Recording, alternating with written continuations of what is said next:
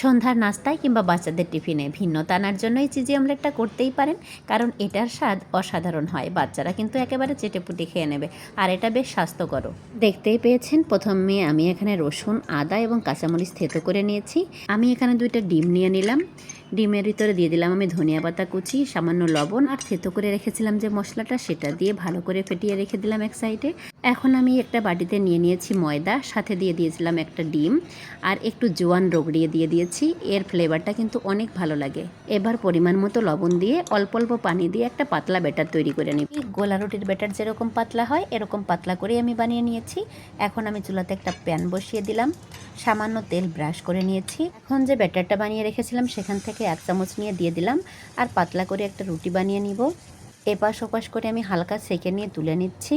এখন যে ডিমের গুঁড়াটা গুলিয়ে রেখেছিলাম সেখান থেকেও 1 চামচ দিয়ে দিলাম। যখন ডিমটা একটু হয়ে আসবে তখন আগে থেকে বানানো রুটিটা এর উপরে দিয়ে দিব।